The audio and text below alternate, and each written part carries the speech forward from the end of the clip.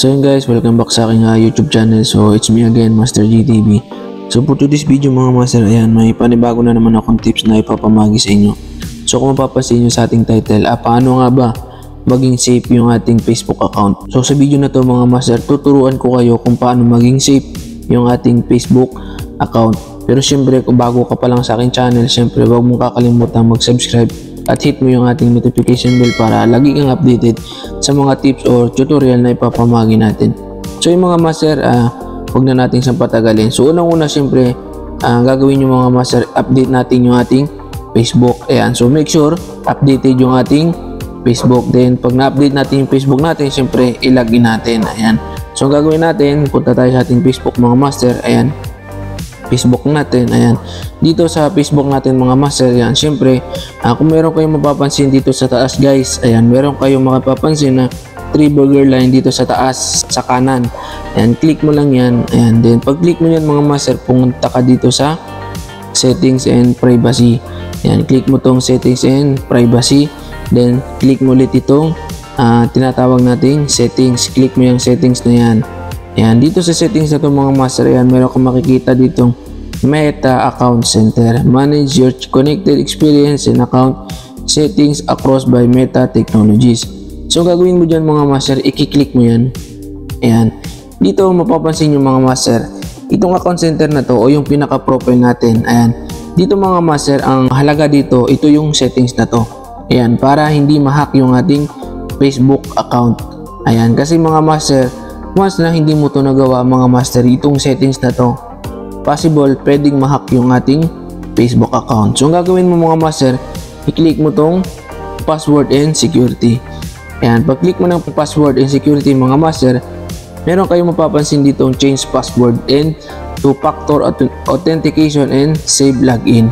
So ang gagawin mo dyan mga master, i-click mo tong two-factor authentication. I-click mo yan mga master. Ayan, pag click mo yan, siyempre isi-select mo yung Facebook mo na ginagamit. Ayan, then dito mapapansin nyo mga master, meron kayong makikita ditong add extra security to your account. Ibig sabihin, ito yung way o yung extra na para maging secure yung ating Facebook account. Kung mapapansin nyo, two-factor authentication protect your account by requiring an additional code when you log in on a device we don't recognize. Ibig sabihin yan mga master, kumbaga mga master, kumbaga tangkang i-hack ng hacker yung ating Facebook account. Siyempre, malalaman niya ni Facebook o malalaman mo kung ilalagin ba niya ito sa ibang device. Ayan, kumbaga madidetect yan ni Facebook, then magsesend siya ng message sa'yo. Kung mapapansin nyo mga master, meron kayong choose your security method.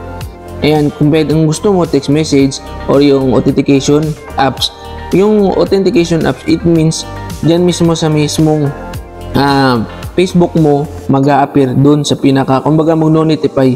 Ayan, may mag-notify sa inyo na ang sasabihin niyan, ikaw ba to ang nag-login sa lugar na to, ganito ganyan. Ayan, dito naman meron kang option text message.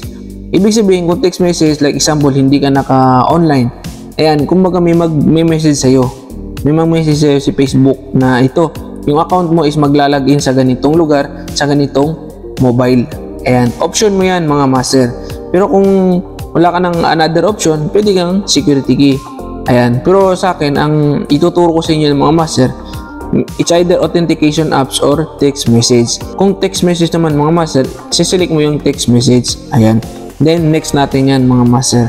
Then dito ilalagay mo yung phone number na register.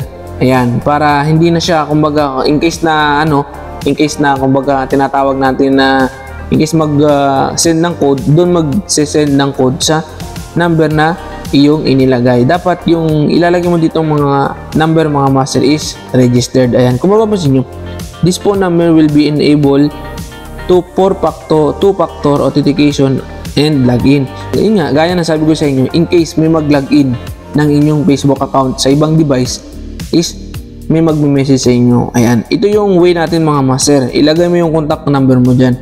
Pag nalagay mo yung contact number mo dyan, then i-next mo lang siya. For example, ito, lagay ko yung number ko mga master, 0926-025-7728. Ayan, pag nailagay mo dyan yung number mo mga master, i-next mo natin. Ayan, pag next natin yan mga master, then magsisend si Facebook ng confirmation code. Ayan, confirmation code na ikaw talaga yan. Ayan, ito yung option mga master. Ayan, ito yung second option. Then yung pangalawang option natin, ito nga yung sabi ko sa inyo is yung authentication apps. Ayan, kung hindi ka naman masyadong kumbaga walang signal sa inyong lugar mga master, ayan, like example dito sa amin walang signal. So ang ginagamit ko lang dito mga master is Wi-Fi or yung PisoNet. So kung in case na may magtangkang mag-hack ng Facebook mo, magno-notify sa iyo yan. Ayan, magno-notify sa Facebook mo na sa ganitong lugar ilalagay yung Facebook mo, ikaw ba to or hindi. So ang option mo doon mga master is hindi ikaw yon. Ayan, kasi baka mamaya mapili mo yung ako yan. So pag napili mo yung ako yan, it means automatic ma-hack yan mga master. Ayan, so ito yung option para mga master hindi ma-hack yung ating Facebook account. Then dito mga master, back tayo. Ayan, meron tayong where you log in. Ayan, ito yon. Yung where you log in mga master, ayan, ito yung device na pinag-loginan ko ng Facebook ko. Ayan. So kung wala dito yung Facebook o wala yung device dito na pinag-loginan nyo mga master, ang gagawin mo dyan is, ang gagawin mo lang dyan, ayan, kung mapapansin nyo, ayan, ito yun, ayan, ito yung, kumbaga ito yung cellphone na lagi kong pinag-loginan. Ayan. Kung in case mga master na login on other device, ang gagawin mo lang dyan mga master is, i-delete mo yan mga master. Ayan. Select device to log out. I-log out mo lang yan mga master. Kung mapapansin dito sa baba, select device to log out. I-log out mo yung kung saan example, na-login mo sa computer, na-login mo sa laptop. Ayan. So, select device to log out. I-log out mo lang mga master kasi isang option na rin yan para hindi ma-hack yung ating Facebook account. Then, yung pangatlo mga master na ituturo ko, ayan, ito yung pangatlo na ituturo ko para in case na halimbawa hindi malaman ng ibang mga hacker yung pangalan mo. Ang gagawin mo, punta ka dito mga master sa back natin mga master, back tayo. Punta kayo dito mga master sa ito, sa how people find and contact you. Click mo tong how people find and contact you. Ayan, kung mapapansin nyo, who can send your friend request. Siyempre ilalagay mo lang dyan mga master, option mo yan, pwede ka mag friends of friends. Pero para sa akin mga master, ilalagay mo lang dyan mga master is friends of friends. Huwag mo siyang everyone. Then who can see your friend list. Siyempre friends lang yan mga master. Then who can Facebook suggest your profile based on your phone number or email address. Siyempre ikaw lang yung makakaalam yan mga master. Walang ibang pwede makaalam yan. Then do you want to search engine outside Facebook to link your profile. So ang gagawin yan mga master is i-enable mo yung mga master. Ang enable mga master is naka-blue.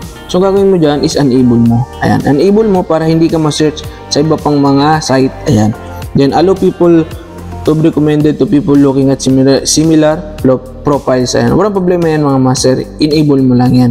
So yun, ito lang yung way natin mga master, o ito yung option natin para hindi ma-hack yung ating Facebook account. So yung mga master, hanggang dito na lang. Sana nakatulong yung ating video na ginawa ngayong araw na to. Ang inyong Master GTV, peace out, alright.